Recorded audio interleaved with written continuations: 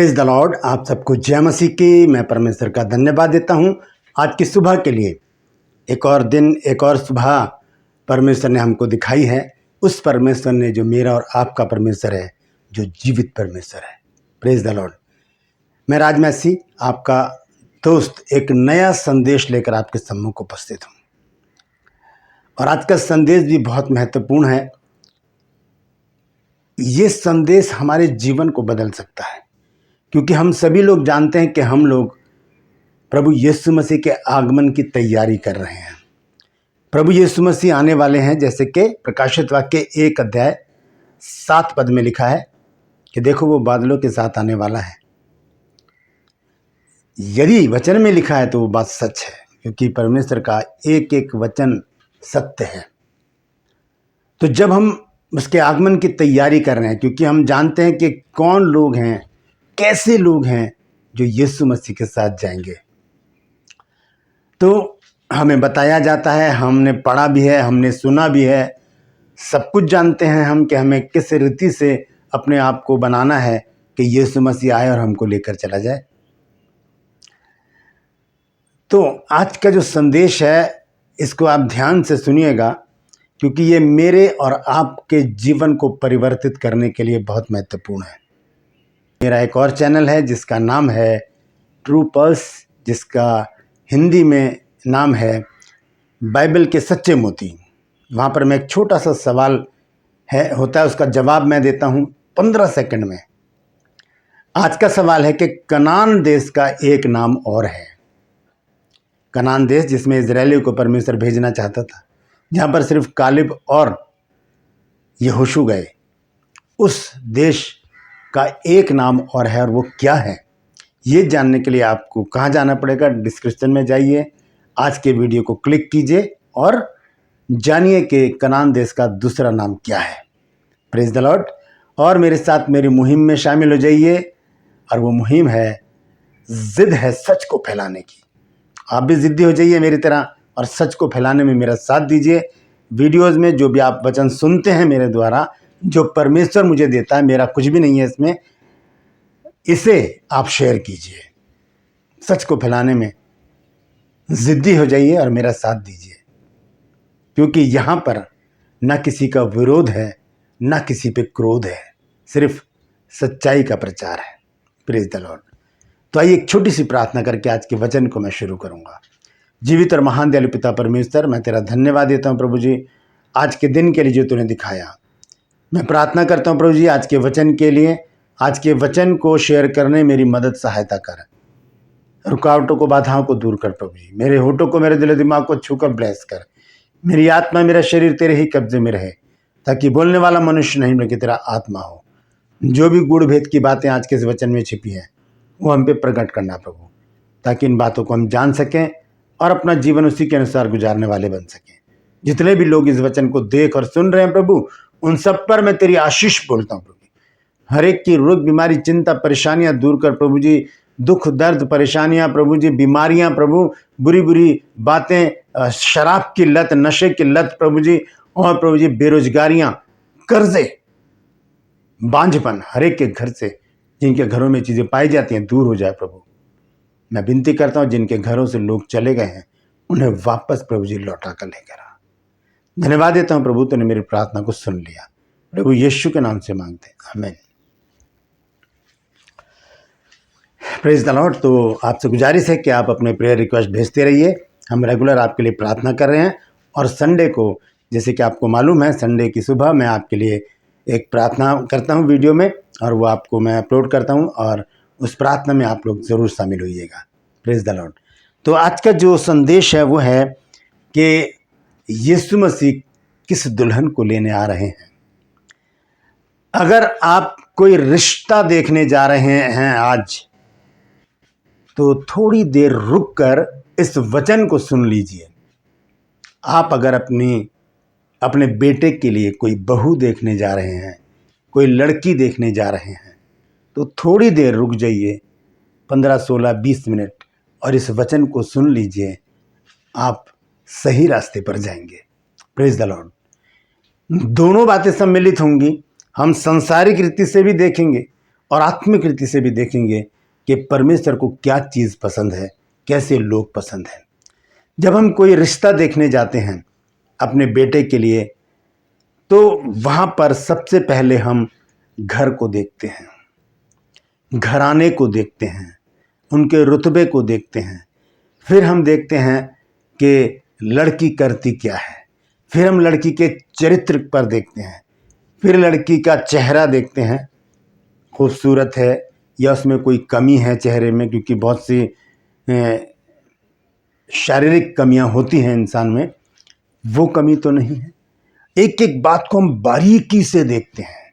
ये सब कुछ देखने के बाद एक काम और किया जाता है, और वो काम है तहकीकात। आस पड़ोस से हम पूछते हैं कि लड़की का चाल चलन कैसा है, लड़की का चरित्र कैसा है, लड़की किस प्रकार की है। आस पड़ोस के लोग, अगर आस पड़ोस के लोगों से लड़की वालों का रिश्ता संबंध अच्छा है तो वो अच्छा ही बोलेंगे, लेकिन अगर संबंध खराब है तो वो एक बात के साथ दो बात और जोड़कर बोल देंगे, वो तो बहुत खराब है, वो तो बहुत बदचलन है। ये भी बात छोड़ दीजिए, सच्चाई अगर बताए आपको कोई कि आप लड़की देखने गए हैं और आपने किसी पड़ोसी से पूछ लिया कि हमने फलाने के घर की लड़की पसंद की है और हम चाहते हैं कि अपने बेटे की शादी उससे करें, और वो आपको कह दे नहीं मत करना, उस लड़की का किसी लड़के से चक्कर चल रहा है, हमने बहुत बार देखा उसे स्कूटी पर, बाइक पर उस लड़के के साथ जाते हुए, मॉल में देखा है हमने उसको, घूमते हुए देखा है हमने उसको। ये होता है चाल चलन का दर्शाना कि इस प्रकार का चाल चलन उस लड़की का है। और बहुत से लोग कहते हैं कि उसके अंदर तो बहुत गंदी आदत है, वो तो गालियां देती है घर में, माँ बाप के साथ लड़ाई करती है, मारपीट करती है, वो अपने भाई बहनों को भी मारती पीटती है। कोई कहता है कि वो तो नशा भी करती है, कोई कहता है कि उसके तो बहुत सारे फ्रेंड हैं, वो अपने बहुत सारे बॉयफ्रेंड के साथ घूमती है।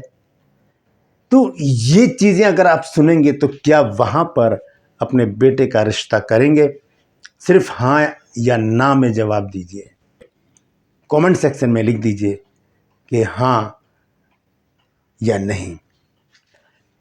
कहना क्या चाहता हूं मैं, ध्यान से सुनिएगा। जब हम मनुष्य होकर अपने बच्चों के लिए ऐसे रिश्ते देखना चाहते हैं जो निष्कलंक हों, जिनमें कोई भी बुराई ना हो, तो क्या परमेश्वर हमसे ऐसा जीवन नहीं चाहता? क्या परमेश्वर नहीं चाहता कि मेरे और आपके चाल चलन में कोई भी मोड़ ना हो? क्या परमेश्वर नहीं चाहता कि मेरी और आपकी जुबान में कोई भी गाली ना हो, श्राप ना हो, लड़ाई झगड़ा ना हो, चुगली ना हो, बुराई ना हो? क्या परमेश्वर नहीं चाहता कि मेरे दिमाग में, हमारे माइंड में, हमारी सोच में कोई व्यभिचार ना हो? चाहता है।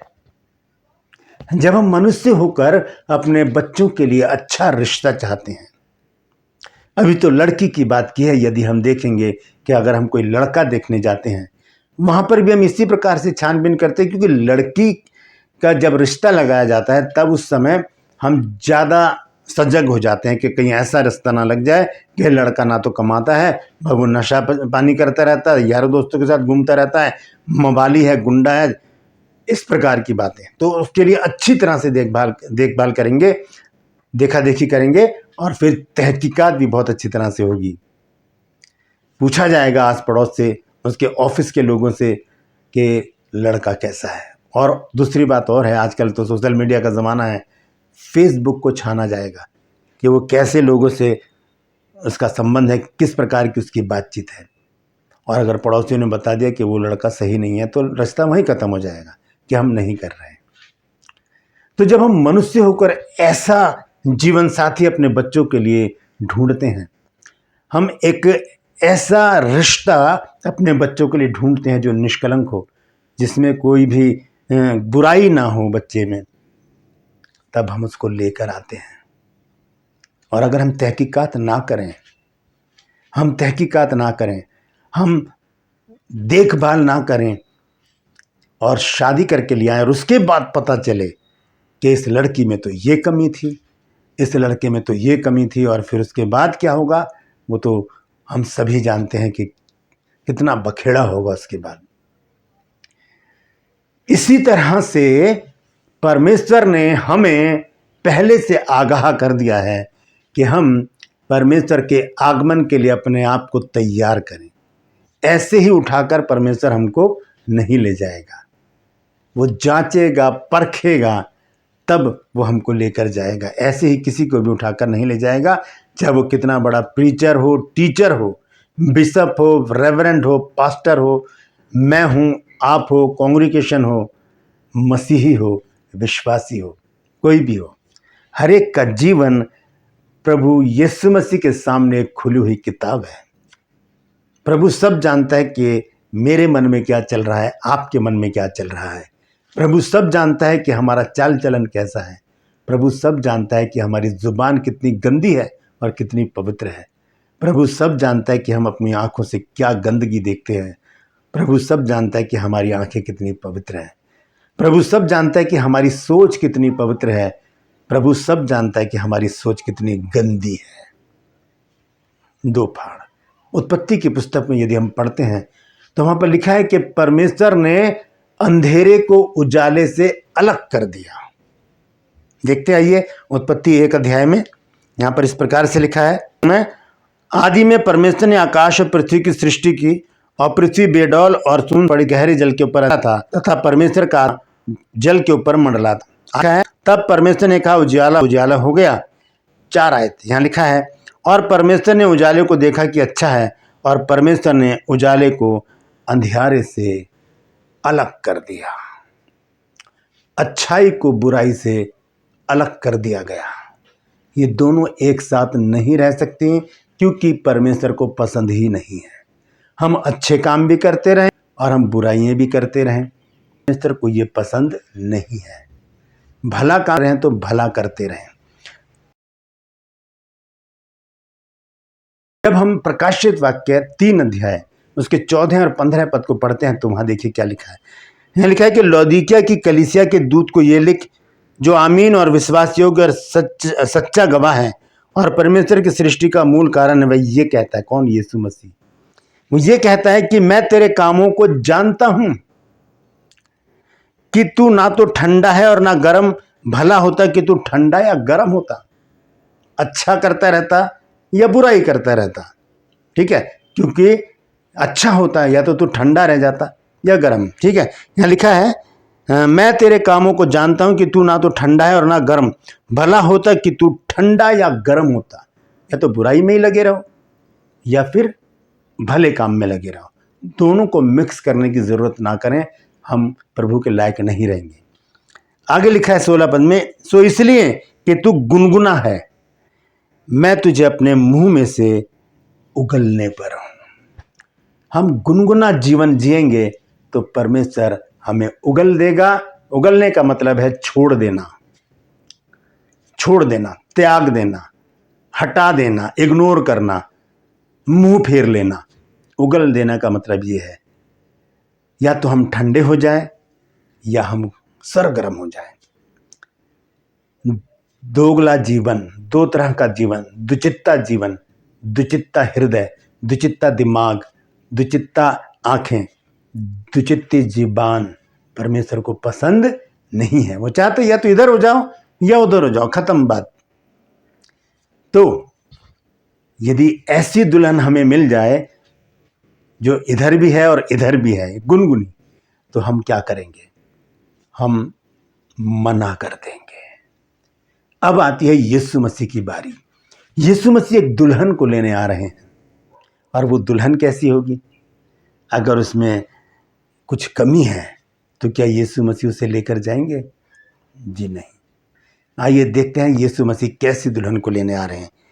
इफिसियों की पत्री उसका 5 अध्याय 25, 26, 27 आयत। यहाँ लिखा है, हे पतियों अपनी अपनी पत्नी से प्रेम रखो, जैसा मसीह ने भी कलीसिया से प्रेम करके अपने आप को उसके लिए दे दिया। एक उदाहरण के तौर पर यहाँ पर संत पौलुस बता रहे हैं, पतियों से कह रहे हैं कि यीशु मसीह की तरह अपनी पत्नियों से प्रेम करो। और आगे लिखा है कि उसको वचन के द्वारा जल के स्नान से शुद्ध करके पवित्र बनाए। अब ध्यान से सुनिए 27 पद में क्या कहते हैं संत पौलुस। लिखा है, और उसे एक ऐसी तेजस्वी कलीसिया बनाकर, तेजस्वी का मतलब होता है प्रज्वलित, प्रकाशमान, प्रज्वलित, ठीक है, तेजस्वी कलीसिया बनाकर अपने पास खड़े, जिसमें ना कलंक, किसी से कोई ताल्लुक नहीं। जैसे मैंने बताया कि लड़की देखने जाते हैं तो पड़ोसी बताएंगे उसका तो रिश्ता किसी और से है, वो किसी और के साथ घूमती रहती है। इसे कहते हैं कलंक। झुर्री, झुर्री का मतलब है ऐसा जीवन जो बिताते बिताते समय बीत गया और हम अभी भी वैसी के वैसी हैं, हमने आपको बदला, अपने आप को बदला नहीं है। तीसरी चीज है ना कोई ऐसी वस्तु, कैसी वस्तु जो घिनौनी हो, व्यभिचार, गंदे काम, लुचपन, पूजा, टोन, बैर, झगड़ा, फूट, धर्म, डहा, मतवालापन, लीला क्रीड़ा, ये सब और भी बहुत सारी बातें हैं। ये ऐसी हो वरन पवित्र निर्दोष और निर्दोष कलीसिया को यीशु मसीह लेने आ रहे हैं। हमें भी दुल्हन कैसी चाहिए अपने बेटे के लिए? पवित्र और निर्दोष। तो जब मनुष्य होकर अपने बच्चों के लिए अच्छा करना जानते हैं तो परमेश्वर भी हमसे यही उम्मीद रखता है। वैसे लोगों को लेने आ रहा है जो पवित्र और निर्दोष हैं। तो आज मैं और आप अपने आप को जांचें, हम हैं क्या, हमारे अंदर बुर्री तो नहीं है, हमारे कलंक तो नहीं है, कोई ऐसी वस्तु तो नहीं है जिसे देख के परमेश्वर फिर जाए। वो आने वाला है और हमें ले जाने वाला है, इसलिए हमें तैयारी करनी है उसी तरह जैसे हम अपने बच्चों के विवाह की तैयारी करते हैं। हम अपने आप को तैयार कर लें क्योंकि दुल्हा आने वाला है और दुल्हन को ले जाएगा। और दुल्हन कैसी होनी चाहिए? पवित्र और निर्दोष। Praise the Lord. परमेश्वर इन वचनों के द्वारा हम सबको आशीष दे। यदि आज आपने कुछ नया सीखा है तो कमेंट सेक्शन में ज़रूर लिखिएगा, मेरे साथ बातचीत कीजिए, मेरी हौसला अफजाई कीजिए और सच को अपने में मेरी मदद सहायता कीजिए। हो जाइए क्योंकि जिद है इसको फैलाने की। Praise the Lord. मेरे दूसरा चैनल जो है ट्रू पल्स, आज मैंने एक सवाल डाला है जवाब के साथ, वो है कि कनान है उसका एक नाम और है और वो नाम क्या है और वो बाइबल में कहाँ लिखा है। डिस्क्रिप्शन में उसका आज के वीडियो का लिंक है, उसे क्लिक कीजिए और देख लीजिए। लेकिन अगर अभी तक आपने मेरे उस चैनल को सब्सक्राइब नहीं किया है तो अभी कर लीजिए और लोगों को उसके साथ जोड़िए, क्योंकि छोटी छोटी बातों का आंसर 15 सेकंड में मिलेगा। और यदि आपके पास कोई सवाल है तो वो भी मुझे डिस्क्रिप्शन में लिखिए छोटा सा, ताकि मैं उसका जवाब उस चैनल पर दे सकूं। Praise the Lord. मैं गुजारिश करता हूं यदि अभी तक आपने मेरे इस चैनल को सब्सक्राइब नहीं किया तो अभी सब्सक्राइब कर लीजिए, बेल आइकन को दबाइए ताकि नोटिफिकेशन आपके पास पहुंचे और नया वीडियो बिना व्यवधान के आपके पास पहुंच जाए। मेरे वीडियोस को लाइक कीजिए, शेयर कीजिए और कमेंट सेक्शन में आकर मुझसे ज़रूर बातचीत कीजिए। Praise the Lord. आज के लिए बस इतना ही, फिर मिलूंगा एक नए संदेश के साथ एक नया वीडियो लेकर। तब तक के लिए मुझे इजाज़त दीजिए, लेकिन अपना और अपनों का ख्याल रखिए और यीशु के आगमन की तैयारी में लग जाइए। निर्दोष और निष्कलंक बने रहने का प्रयास कीजिए। Praise the Lord.